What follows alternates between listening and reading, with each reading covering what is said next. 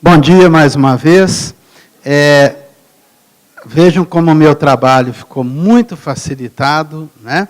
Às vezes, um dos equívocos que a gente comete em treinamento de vacinação é ir logo falando da vacina sem ter uma noção do risco da doença e de como ela se comporta.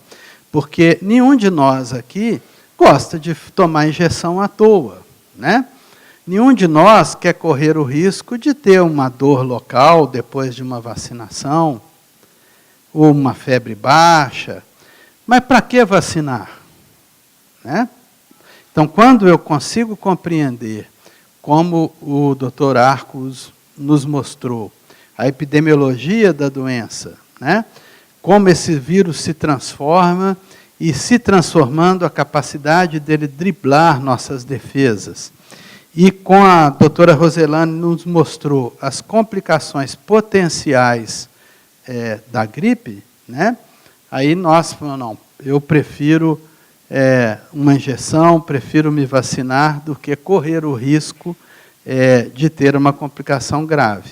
Eu, por exemplo, que estou me aproximando muito de ser um maior de 60 anos, né? Nós vimos que a situação não é boa. E a doutora Roselane foi super carinhosa, porque ela falou que a gente tem uma comorbidade. Na verdade, dói o pulso, dói o tendão, toma remédio de pressão, algumas comorbidades vão chegando, né? Então, é muito importante a gente ter essa noção, e aí o estudo da vacina em si, ele fica muito facilitado, né? Porque nós já temos um conhecimento prévio, é mais para a gente horizontalizar nossos conhecimentos. Então, a vacina de influenza, assim como a vacina de febre amarela, são as únicas duas, ela é cultivada dentro de ovos embrionados. Então, você tem um ovo estéril, que é embrionado, então precisa da participação do galo e da galinha, né? A galinha não pode estar com dor de cabeça. Semana que vem, por exemplo, nós vamos ter uma queda de produção, porque o galo vai estar todo estropiado, coitado. Ele só vai pensar nisso daqui uns 15 dias. Então, precisa da participação dos dois. A gente faz essa brincadeira, mas para dizer o seguinte, é um ovo especial. Muitas vezes, a nossa dificuldade de produzir a quantidade de vacina que nós precisamos está relacionada à disponibilidade desses ovos embrionados estéreis. Aqui no Brasil, por exemplo, tem só uma companhia que produz, né? E ela tem um planejamento de produção para o ano. Não dá, se ela planejou produzir aí 80 mil ovos embrionados estéreis esse ano, não dá para eu chegar para ela e falar, não, esse ano eu vou precisar de 200 mil, de uma hora para outra, né?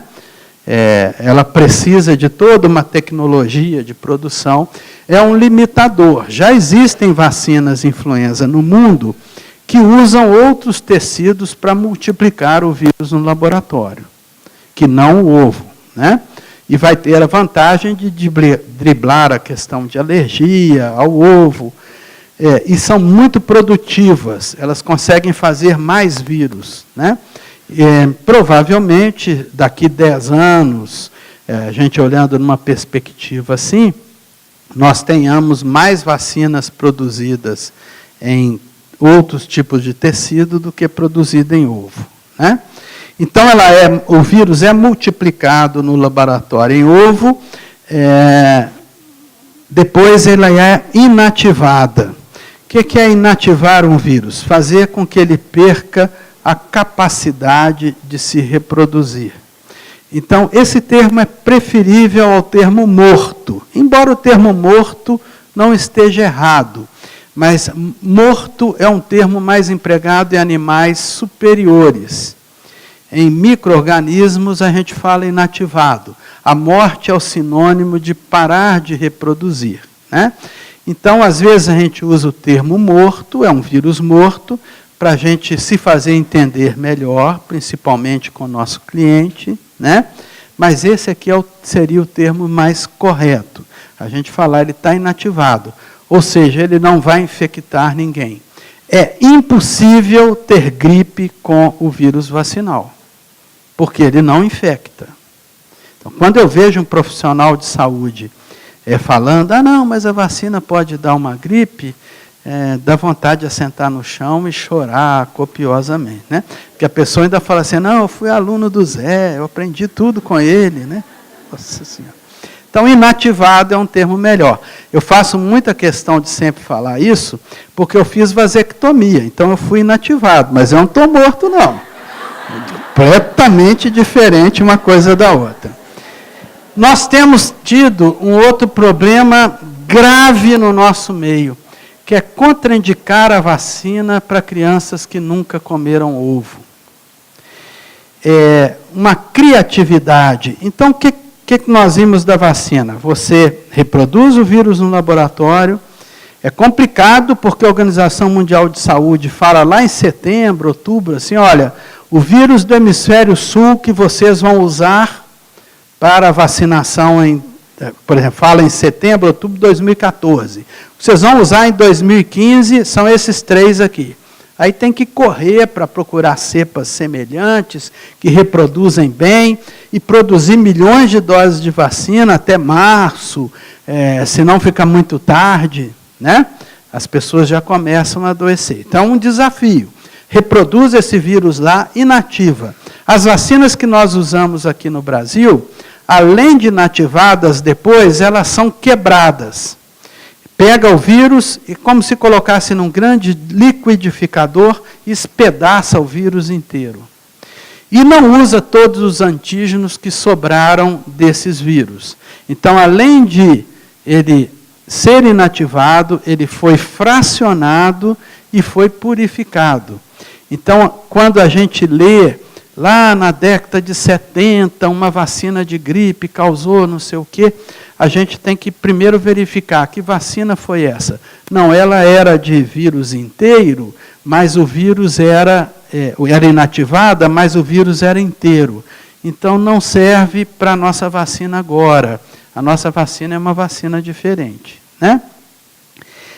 Nesse processo, fica um pouquinho do ovo que passou, com toda a purificação, como ela foi produzida dentro de ovo, né? Alguma ovo-albumina passa para a vacina. E aí, uma das contraindicações dela é ser aplicado em quem tem alergia grave ao ovo. O que é uma alergia grave? Uma alergia sistêmica. Comeu ovo, encheu de urticária no corpo inteiro, inchou a boca, inchou o rosto, ou teve dificuldade respiratória, né? Aí não pode fazer. As pessoas extrapolaram. A vacina é importante a partir dos 6 meses de vida. Os menores de 2 anos e maiores de 60, quando eu olho apenas idade, são os grupos de mais risco, né? Claro que, se eu olhar todas as condições, o maior risco de morrer de influenza no Brasil parece ser da gestante, é a condição que agrava mais a doença, mas olhando idade, é muito importante vacinar a criança pequenininha. Aí você chama a criança a partir de 6 meses, seja no SUS, seja na clínica privada. Aí a mãe chega com o neném, alguém pergunta assim, já comeu ovo? Não, não comeu ovo, não. Não, então não pode, não. Então não pode. Só depois que ele comer ovo. Essa conduta, gente, não faz absolutamente nenhum sentido. Se ele não comeu ovo mesmo, essa é a criança que eu quero vacinar. Porque é muito difícil ele ter uma reação alérgica grave num primeiro contato com a proteína. Então, esse é o ideal para eu vacinar. Eu ficaria com esse e deixaria os outros todos para vocês. Né? Eu vacino os que nunca comeram ovo. Da mesma forma, vindo de outra forma, o que você está falando com a mãe? Você vai para casa, dá ovo para ele, se não tiver um choque anafilático, você volta que eu vacino. Faz algum sentido isso? Está escrito em algum livro? Não. Tem umas apostilas malucas aí que o nego escreve o que quiser, que tem isso, mas um livro sério de imunização, coisa, você nunca viu isso. Se tiver, traz aqui que eu como o livro na frente de vocês. Não existe isso. Tá? Ah, Zé, me manda um documento que prova que pode fazer. Não, ciência não é assim, é o contrário. Imagina se você me pedir prova de que pode realmente tomar água antes de vacinar, que pode ir com camisa vermelha, que pode... Não é assim. Você prova é o contrário, é o risco. Onde está descrito o risco de vacinar quem nunca comeu ovo? Em lugar nenhum. Não existe essa descrição.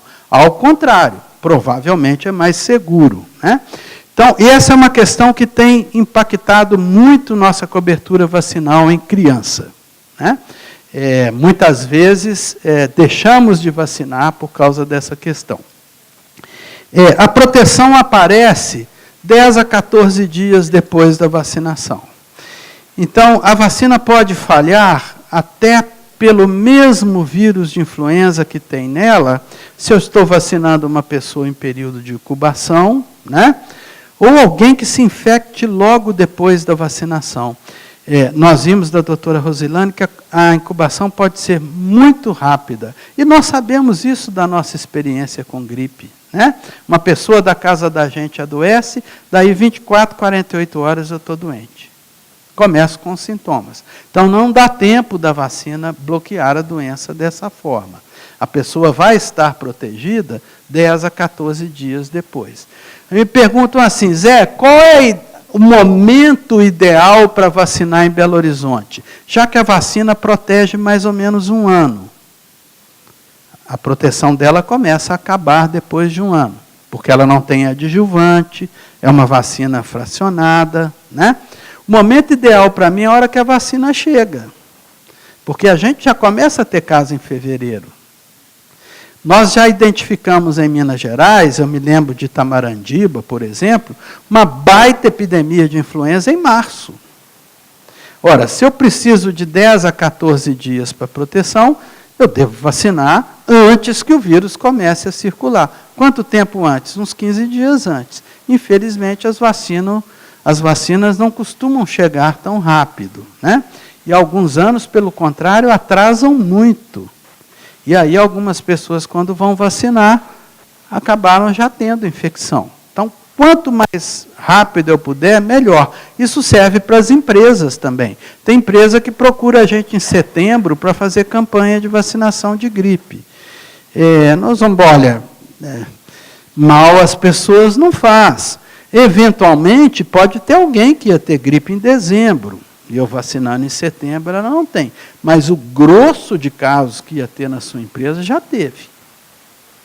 O momento de vacinar é antes do momento que eu espero que haja mais circulação, né?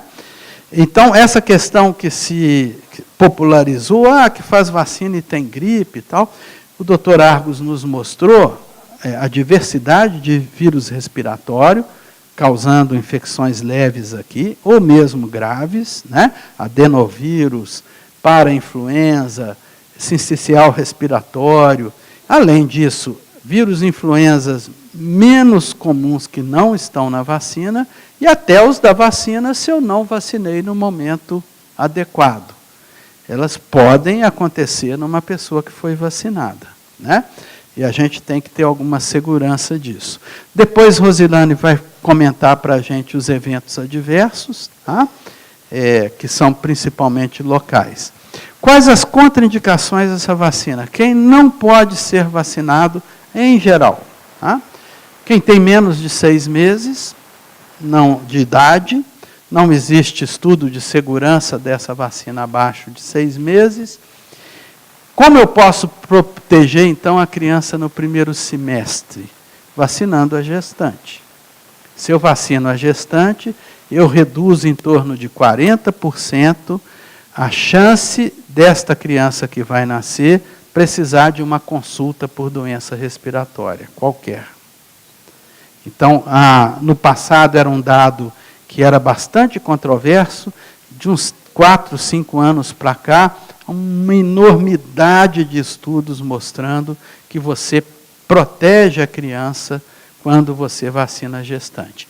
Mas vaciná-lo diretamente, eu só vou poder a partir de 6 meses. Né?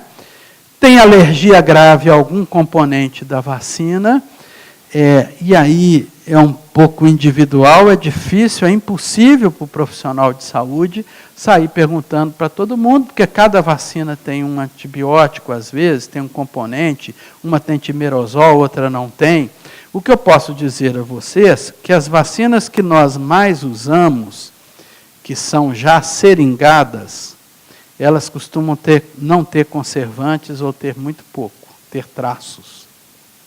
Na medida que eu uso frasco de multidoses, de 10, 20, 50 doses, aí eu preciso de mais conservantes. Então, geralmente, as vacinas de influenza que já vêm na seringa, elas não têm timerosol, por exemplo. Se uma pessoa tem alergia grave a timerosol, que é muito raro, né? Mas tem, ela geralmente pode fazer a vacina seringada, não deve fazer a de multidose, que tem uma quantidade de timerosol maior. Então, isso vai um pouco variando. Mesmo a alergia a ovo, que nós já comentamos, né, os americanos estão vacinando crianças com alergia grave a ovo, quando a quantidade de ovo-albumina é muito pequena e não tem reação como a gente esperaria num alérgico a ovo. Aqui no Brasil, o próprio comitê da Sociedade Brasileira de Imunizações que discutiu isso, além do setor público, resolveu, vamos manter contraindicação. Mas nós tivemos alguns casos já que foram vacinados na nossa unidade hospitalar, né, que a alergista nos ligou e falou, Zé, eu tenho um menino aqui que tem alergia grave ao ovo, por outro lado, ele tem muita doença respiratória, eu li que eu posso fazer vacina com quantidade abaixo de tanta albumina, estou querendo fazer aqui no São Camilo, o que você acha? Acho que você deve fazer, não tem problema. A literatura já nos dá segurança, você está dentro de uma unidade hospitalar, né? Nós temos uma parceria com o Hospital São Camilo, onde tem uma clínica de vacina, e tem vacinado. Mas isso a gente não deve, ainda no Brasil, extrapolar, porque as nossas condições de vacinação são muito complexas, né? Há unidades muito isoladas, há distritos no Brasil, rurais, que fazem vacina e tem a técnica de enfermagem sozinha. Não tem enfermeira, não tem médico, não tem ninguém, né? Então, a gente tem que ter um cuidado. Continua contraindicação, alergia grave a ovo. Mas eu estou dizendo a vocês que se tiver alguma situação especial, né, que faça controle como alergista tal, a gente pode abordar de forma especial. Multidose não, porque a hora que eu aspiro a quantidade de vacina, e é muito seguro de ser usado em campanha, multidose é muito bom em campanha, nos dá, aliás, a possibilidade, às vezes, econômica de fazê-la, né? Mas quando eu aspiro aquela quantidade tem a quantidade de fragmentos de vírus que eu preciso, mas eu não tenho um controle exato de quanto de timerosol que vem naquela fração, né? Então, seria difícil eu jurar que aquela fração que eu peguei tem menos de tantos miligramas de ovo-albumina. Então, essa questão de criança com alergia grave diz respeito à vacina unidose, né, que já venha com uma quantidade muito pequena. A duração da proteção, mais ou menos 1 ano, porque não me interessa fazer proteção muito maior, porque nós, doutor Argos nos mostrou, esses vírus mudam o tempo todo. O que me interessa pegar um vírus e dar proteção por 20 anos, se o ano que vem essa proteção não vai servir? Eu poderia prolongar essa proteção usando adjuvantes. Então, colocando sais de alumínio, ou os modernos adjuvantes que a gente tem, né? E aí essa proteção pode ser prolongada. Só que imagina que você muda um vírus só da vacina, o ano que vem você tem que vacinar a pessoa de novo. Aí no outro ano muda um vírus só, você tem que vacinar de novo. E você vai aplicando o mesmo adjuvante anualmente na pessoa. Ela começa a ter muita reação local, né? Então, nesse momento, faz mais sentido eu ter a vacina sem adjuvante, mesmo que com isso a minha proteção caia. com o tempo. Tem ano que a vacina vem igualzinha, porque não houve alteração viral, isso é raro, mas acontece às vezes, e eu tenho que vacinar de novo, porque aquela vacina do ano passado provavelmente já não está protegendo mais. Tá? Então, ela tem uma proteção mais ou menos um ano, por isso, aquele prazo de validade da vacina influenza é mais relacionado a cepas do que propriamente ela ter desnaturado ou alguma coisa. Né? Então, às vezes, vem lá, validade até dezembro. Por quê? Porque no outro ano eu tenho que usar a vacina daquele ano. Nem sempre é porque ela não duraria mais do ponto de vista tecnológico. O Dr. Argos já mostrou para vocês que o vírus do tipo A muda muito porque ele tem o RNA todo fragmentado, ele joga esse RNA dentro da nossa célula para reproduzir, na hora de reconstruir, você vai ter desvios em relação àquele vírus que entrou. Né? Então, ele muda toda hora. Outra questão que ele já chamou a atenção é que, principalmente o porco, ele representa uma possibilidade de co-infecção pelo vírus suíno, pelo vírus de ave, pelo vírus humano, e haver naquela co-infecção uma troca de informação genética. E sair daí um vírus que causa doença mais grave e que é capaz de transmitir pessoa a pessoa. Então, ele nos chamou a atenção. Tem um vírus de influenza vindo da ave, mata 70% de quem pega. Só que a pessoa não transmite para outra. Geralmente, o salto dele para o homem, muitas vezes acontece aqui. Ele perde um pouco dessa letalidade, ele não é tão grave como causa casos tão graves como o vírus original, mas ele adquire a capacidade de transmitir para pessoa a pessoa. Aí eu tenho que incluí-lo na vacina, senão eu vou ter um montão de casos. Tá? Então, tudo isso que nós já vimos, já exploramos, né, está em torno da fabricação da vacina. Até 99, a Organização Mundial de Saúde recomendava uma vacina para o mundo todo. A partir daí, com a introdução de vigilância, de amostra de casos ocorrendo no hemisfério sul, ela passou a recomendar uma vacina para o hemisfério sul e outra para o hemisfério norte. Porque o tempo é diferente, a época que as doenças ocorrem, e com isso os vírus podem ser diferentes, aqueles que vão predominar. Né? Então, acaba de sair essa semana como vai ser a vacina de influenza do hemisfério norte. Porque o hemisfério norte vai vacinar setembro, outubro. Outubro é o melhor mês, porque os casos deles vão explodir em janeiro, que é o inverno deles. Né? Quando chega lá para agosto, setembro, ela vai falar como vai ser a vacina do hemisfério sul em 2016. Todas as vacinas de influenza, portanto, que a gente usa aqui, seguem essa recomendação da Organização Mundial de Saúde de composição viral. Né?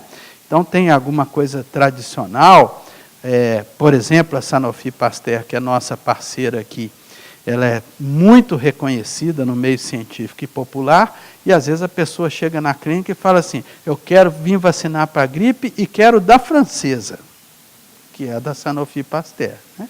Mas, na verdade, a formulação das vacinas é a mesma. Elas contêm os mesmos antígenos. Desde essa época, nós erramos pouco. Até essa época, se eu olhasse o que tinha na vacina e o que circulou, nós errávamos muito. Né? A partir dessa época, é raro circular de forma importante uma influenza no hemisfério sul que não estava na vacina. A gente passou a acertar mais, porque a vigilância melhorou, e agora a gente tem uma recomendação específica. Uma para o hemisfério norte, uma para o hemisfério sul e outra para a Austrália, que costuma ser diferente. Para a Austrália, Nova Zelândia. Né? Então, o que a vacina influenza traz tradicionalmente? 3 cepas de vírus que a Organização Mundial de Saúde, através da vigilância, né, concluiu que devem ser as mais ameaçadoras para nós no nosso inverno aqui. Então, em 2015, ela repete aquele Califórnia 7 H1N1, que causou a pandemia de 2009 para cá, porque nós vimos nos dados do Dr. Argos que ele continua circulando, né? Inclusive, em 2013, ele nos mostrou uma incidência importante. Então, esse vírus está mantido em relação à vacina do ano passado. Ah, então eu só precisaria fazer os 2? Não, você precisa fazer os 3 se você vacinou ano passado, porque provavelmente a sua proteção para esse aqui está caindo ou já caiu, né? Pelo tipo de vacina que nós usamos. Incluiu esse H3N2, né? Mudou esse H3N2 em relação ao da vacina anterior. H3N2 tem causado alguns sustos no hemisfério norte, às vezes não tem coincidido tanto como com o da vacina, né? Aqui no hemisfério sul, felizmente, o OMS tem acertado mais em relação ao tipo de H3N2. E nós tínhamos um do B. Ah, mas por que 2 do A e 1 do B? Por que essa injustiça? Porque nós sabemos que o B, ele tem um poder menor de causar epidemias. Por quê? Porque ele é um vírus muito humano. Ele não tem aquela troca de informação com vírus animais. Portanto, ele não tem tanta mutação como tem o vírus A. Historicamente, até 10 anos atrás, a gente acertava direitinho o vírus B que ia circular. Ele tem um comportamento, ele muda sim, não é o mesmo B esse ano que estava há 5 anos atrás, mas ele tem uma mudança mais lenta do ponto de vista epidemiológico, né? Então era mais fácil de acertar o vírus B. Do ponto de vista de epidemias, essas grandes pandemias, os A oferecem um risco maior do que o B. Agora, do ponto de vista da doença endêmica, como nós vimos nos dados do Dr. Argos, né, o B causa doença todo ano também. E a clínica e a gravidade, muito parecidas com a do influenza A. Tem alterações, tem ano que é mais branda, tem ano que tem mais relação com hospitalização, mas isso é porque nós vamos ver que nos últimos anos o B nós não temos conseguido prever tão bem esse B que vai circular assim, né? Então tem ano que ele tem um comportamento um pouco diferente. Então, dificilmente, a gente não fala nunca, né? Porque depois de tantos anos atuando em imunização, em doença infecciosa, a gente já foi colhido por muitas surpresas, mas é muitíssimo improvável que a gente tenha uma pandemia pelo vírus B. Né? Por quê? Ele não tem tanta capacidade de se mutar assim.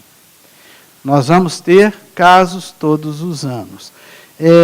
Claro que hoje, quando você olha para o B, ele parece mais importante que foi no passado, mas nós não podemos esquecer que nós estamos vacinando, né?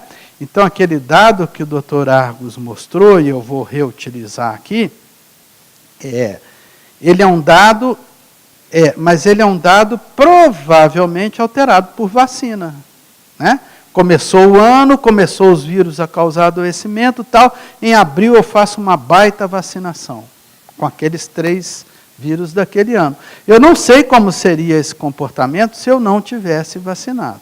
Aliás, mais ou menos eu sei. Se eu olhar a história, eu sei que parte daquela queda que nós temos é por temperatura, mas ela tem uma correlação muito grande com o momento que eu uso a vacina também. Então, vem o impacto da vacina, né? E a vacina tem 2 influenza A. Então, uma vacina que tem sido muito importante. O SUS tem privilegiado esses grupos de idade porque não existe vacina para todos. Simples assim. O ideal é que nós vacinássemos toda a população. Nem sempre eu sou capaz de prever quem vai ter esse caso grave. Eu sou capaz de prever o que é mais provável, ou seja, nos últimos 10 anos, adoeceram e morreram mais pessoas maiores de 60 anos e de 6 meses a 5 anos. Então, esse grupo eu vou privilegiar, porque eu não tenho vacina para todo mundo. Mas nós vimos o H1N1 Califórnia, né, causando doença grave e morte em adulto jovem, que foi uma... Na verdade, essa pandemia da H1N1 talvez tenha sido a maior surpresa, né? O acometimento de adultos jovens de uma forma muito grave. E lembram, então, que para o H1N1 a gente vacinou um montão de idade. Conseguiu vacina com adjuvante, porque você precisa menos vírus na vacina quando usa adjuvante. Conseguiu vacina de tudo quanto é lugar que a gente podia para vacinar o máximo de idades que a gente poderia vacinar. Os americanos, eles já vacinam, recomendam a vacina para todos, né? Agora, eu tenho que falar uma coisa a favor do Brasil, puxar a sardinha para o nosso lado. A nossa cobertura vacinal é muito boa, comparando a cobertura internacional. Os americanos vacinam 48% dos grupos de risco. Se eu vacinasse só 48% dos maiores de 60, eu teria vacina provavelmente para vacinar entre 50 e 60 também. Só que a minha cobertura em Minas Gerais, por exemplo, é em torno de 90%. E aí não tem vacina mesmo para outra idade, né? Claro que varia muito de ano para ano. Gestantes e puérperas, então até 45 dias depois do nascimento do neném, se admite a vacinação no SUS, né?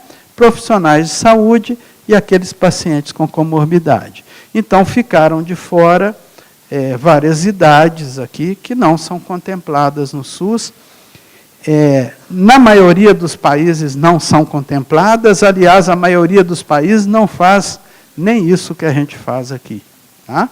Então, o Programa Nacional de Imunizações ele está bem situado quando eu olho do ponto de vista internacional como anda a prevenção da influenza. Mas, sem dúvida, eu estou deixando gente de fora. Aí entra a questão da clínica privada, porque quando que a clínica privada vacina? Quando o paciente prefere, ele está nesse grupo aqui, tá? Mas ele fala assim, eu tenho costume de vacinar meu filho lá na unidade Santa Efigênia da imunológica, conheço a Ítala, gosto de vacinar com ela, eu vou levar meu filho, mesmo pagando, porque o preço de vacina influenza não é tanto como de outras vacinas, né? Eu prefiro vacinar lá com a Ítala, tenho mais confiança. É um direito da pessoa. E um dever da clínica informar para o SUS que aplicou a vacina nessa idade. Senão, cada um que foi lá, eu estou artificialmente diminuindo a cobertura que o município deveria ter feito, né? Então, tudo bem, o SUS me dá o direito de vacinar e cobrar pela vacina neste grupo que é contemplado, em contrapartida, eu tenho que informar para ele quantas pessoas eu vacinei. É a minha obrigação. Se tiver algum evento adverso, preencher a ficha oficial de notificação de eventos adversos à vacina. Ou seja, fazer parte do sistema. Agora, eu poderei vacinar também pessoas que estão fora desse grupo. E aí, quem não tem muito hábito com vacinação ou com o serviço, às vezes tira conclusões não muito certas. Eu já vi médico falando, esse negócio de vacinar pessoa de 18 anos é só comercial, é para ganhar dinheiro. Olha, é óbvio que o objetivo de um serviço privado é ganhar dinheiro. Não é o único. Todos nós temos objetivos na nossa vida, de qualidade, de responsabilidade social, mas se não tiver lucro, acaba. Se não, aliás, a situação atual nem é essa. Se não crescer, acaba. Não é nem ter lucro.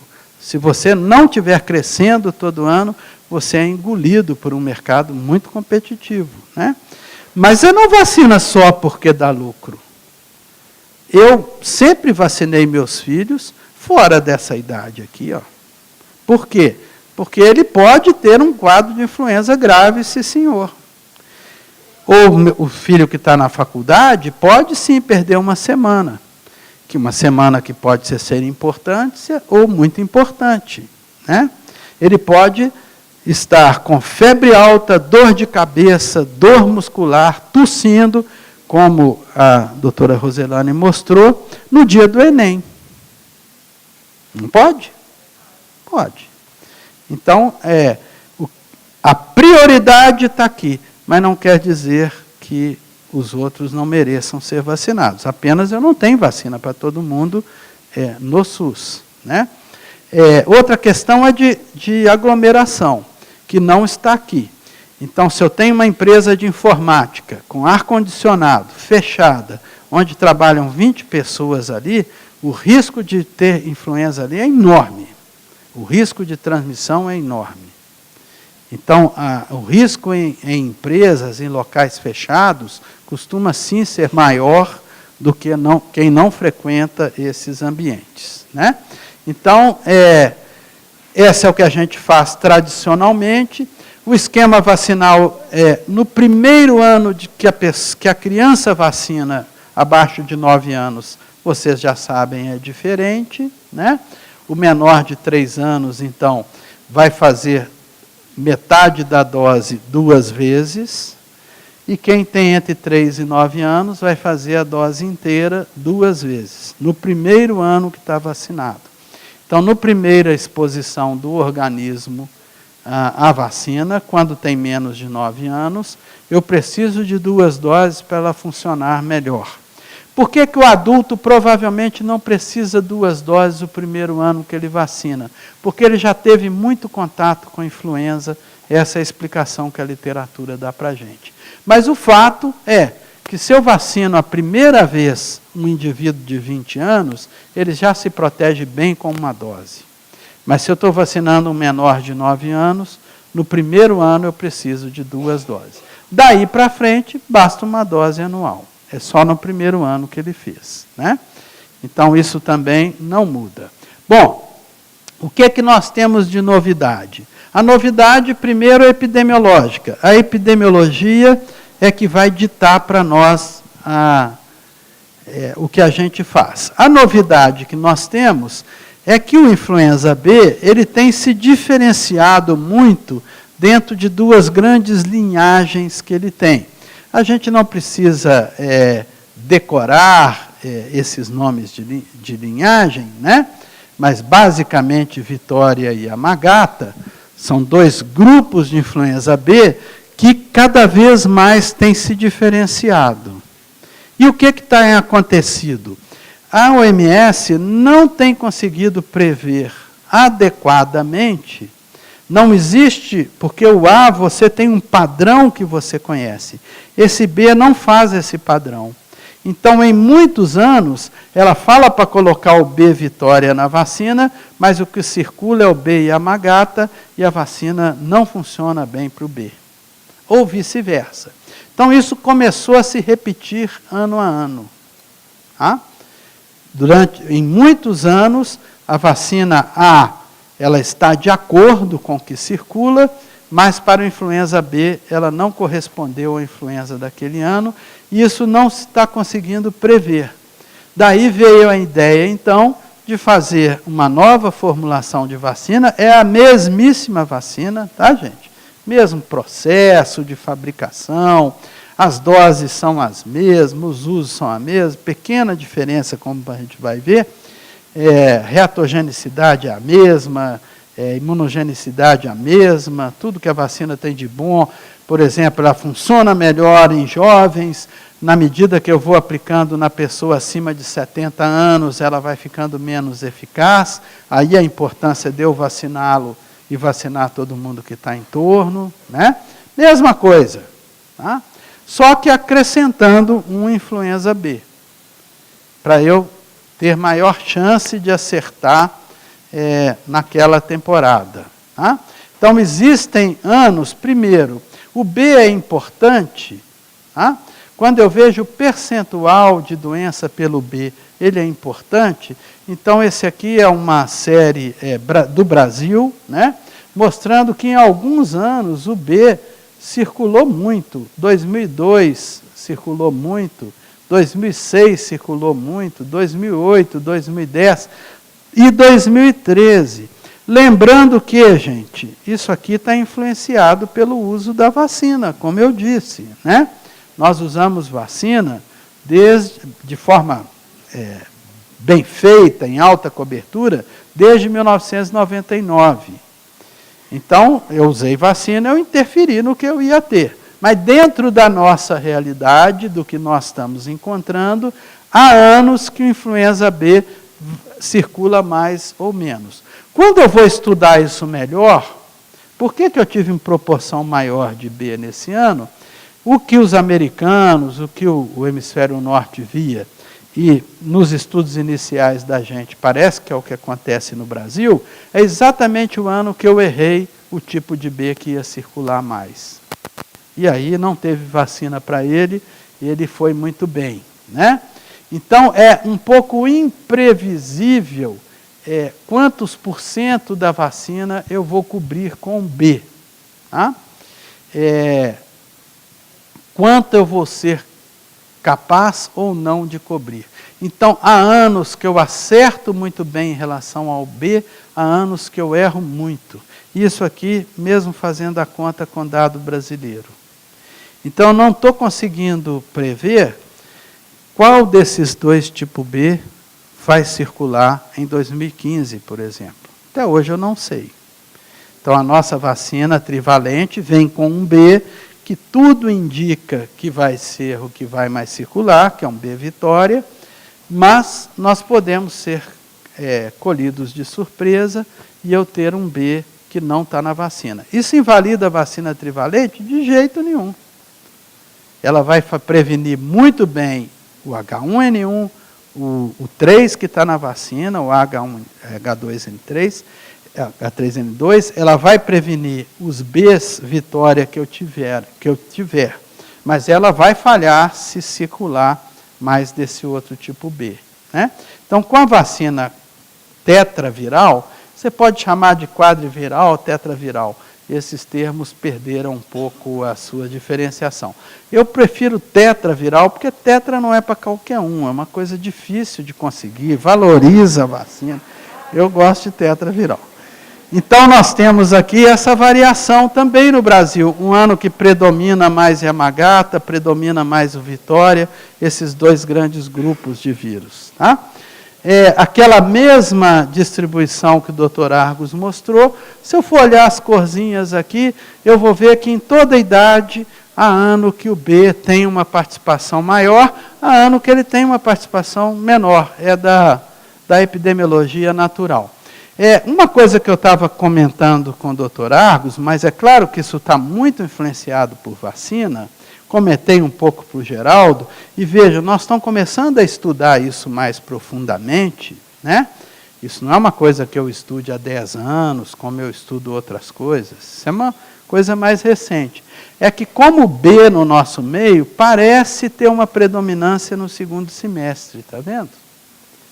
Eu faço a vacina A, tem uma diminuição do A, diminuiu porque ele diminuiria mesmo, ou diminuiu também porque eu usei vacina, e algumas vezes eu vejo B e parainfluenza, eles circulando um pouco no segundo semestre, tá? Ou causando doença no segundo semestre.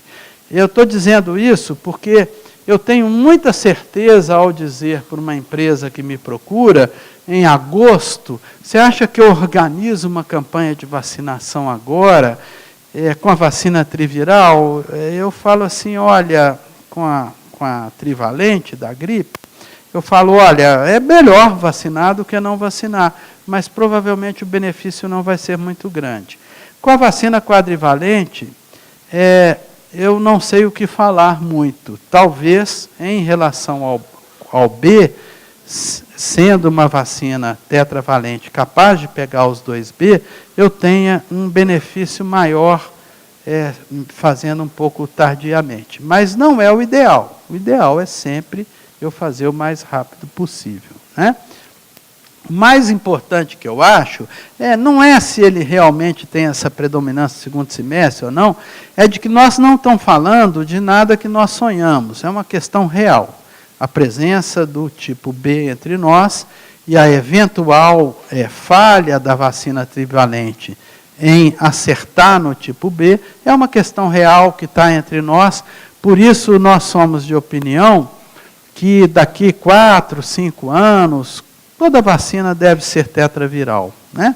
Mesmo a vacina do SUS, a gente imagina, vai haver um evento da Sanofi Pasteur pela internet, uma aula do Dr. Renato Kifuri com a doutora Lúcia Brix, que é uma das maiores experiências em vacina de gripe no mundo, e inclusive eles enviaram o convite para o setor público, colocando assim, olha, é bom vocês já irem dar uma olhada na aula, porque a gente acha que no futuro a vacina do SUS também vai ser essa.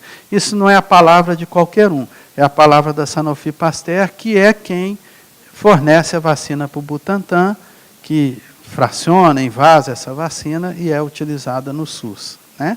Então, provavelmente, o futuro vai ser com uma vacina quadrivalente. Toda vez que eu coloco mais um vírus numa vacina, a minha primeira preocupação é pensar o seguinte, será que ela atrapalhou os outros? Porque isso acontece muito em vacina, né? Eu tinha 3, coloquei mais um. Será que esse um não atrapalhou os outros?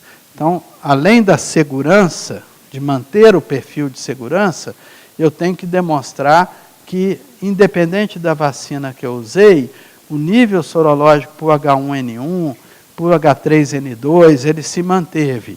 Então, essa é uma primeira coisa básica da vacina tetravalente. Eu acrescento um B e eu não prejudico a resposta dos outros. Eu só vou ter a mais a resposta desse B novo que eu coloquei. Eu não vou ter resposta a menos. Tá? Então, isso é uma segurança de uso dessa vacina tetravalente. Reatogenicidade muito parecida. Essa aqui com uma vacina GSK. Tem também com a Sanofi, apenas eu não estou autorizado a mostrar o kit de slide ainda da vacina Sanofi. Mas a reatogenicidade muito semelhante, como vocês estão vendo. Então, eu coloquei mais uma cepa e não aumentou reação. São coisas básicas para eu melhorar uma vacina, né? Nos Estados Unidos foi licenciada uma vacina para o HPV agora, fabricada pela MSD, pela Merck, com 9 tipos de HPV em vez de 4. Então, colocou mais 5. Essa vacina, quando ela iniciou o teste lá, teve que aumentar um pouquinho o antígeno do 18, porque a hora que eu coloquei mais antígeno eu prejudiquei, até que eu cheguei num equilíbrio, que eu mantive a eficácia da quadrivalente, acrescentando mais 5 HPV causadores de câncer, né? Que também deve ser uma vacina do futuro, uma vacina HPV 9 valente. Então, toda vez que eu acrescento, tem que manter segurança, tá? E tem que não prejudicar a resposta para os outros presentes na vacina. Então, a vacina tetravalente desse ano, recomendada para o Hemisfério Sul, ela inclui esse Brisbane, né, entre a vacina. Então, você vai ter um H1N1, o California 7, um H3N2, que é esse Switzerland, né, e um B Phuket, um B Brisbane. Então, a chance de eu acertar realmente os Bs que vão circular aqui aumentam. Então, aumenta, não é que uma vacina é ruim, a outra é boa. Aumenta a probabilidade. Pode ser que num ano a resposta à vacina trivalente e tetravalente seja muito parecida. Pode ser que no outro ano a tetravalente proteja bem mais. E eu não tenho muito como prever isso. Daí a tendência é passar para a vacina tetravalente. Tá? Era o que eu ia mostrar para vocês. Eu vou passar em seguida para a doutora Roselane falar de evento adverso, para depois a gente abrir para dúvidas das exposições e a gente debater. Ok? Obrigado, então.